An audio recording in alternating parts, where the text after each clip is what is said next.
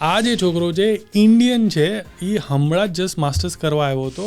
18 મહિનામાં એનું green card approve થઈ ગયું. જો એ આવ્યો માસ્ટર્સ કરવા યુએસમાં, એના પછી એ પ્રોડક્ટ મેનેજરની જોબ કરવા લાગ્યો એક one of the big company in California. પછી જેમાં માસ્ટર્સ ખતમ થાય એના પછી 3 વર્ષનું ઓપીટી મળે, સ્ટેમ ઓપીટી મળે. તો 3 વર્ષમાં H1B માટે અપ્લાય કર્યું, પણ એને સિલેક્ટ ન થયો લોટરીમાં. તો એના પછી ફાઇનલી એની પાસે ખાલી 60 ડેઝ અવેલેબલ હતા. એમાં એને ડિસાઇડ કરવાનું હતું કે ભાઈ શું કરવું છે, યા તો ઇન્ડિયા પાછળ જાઓ યા એની કંપની એને નેધરલેન્ડમાં એમ્સ્ટરડેમમાં શિફ્ટ કરી રહી હતી.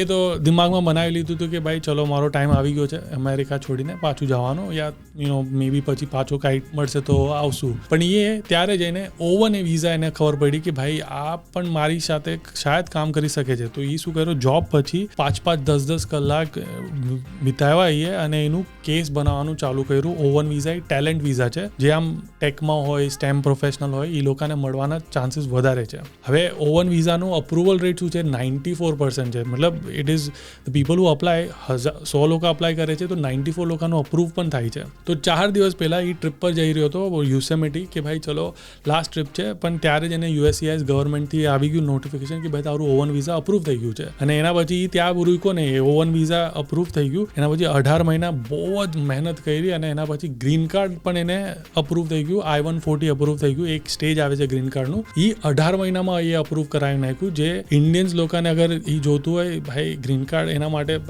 20, 30, 40 વર્ષ, પણ આ એકદમ મેનિફેસ્ટ લોયર કરીને છે, એની સાથે કામ કર્યું. અગર તમે આ સિચ્યુએશનમાં છો અને તમારા સન યા ડોટર છે, like they are in this situation, એ લોકોને કહો કોમેન્ટ કરો અહીંયા ઓવન, હું તમને ડિટેલ મોકલી દઉં છું. એકવાર તમે પ્રોફાઇલ ચેક કરો એટલે તમને ખબર પડે કે ભાઈ ઓવન માટે એલિજિબલ છો કે નહીં. અને અગર એલિજિબલ છો તો પછી તમે લોયર સાથે કામ કરીને બધું થઈ શકે છે. તો એટલીસ્ટ આજ આપણી જેમ જ માસ્ટર્સ કરીને આવ્યો તો 3 વર્ષ રહીને મળી શકે છે, તો તમને બી થઈ શકે છે. તો કોમેન્ટ કરો ઓવન, અને તમને લિંક મોકલું છું, ડિટેલમાં ચેક કરી લો.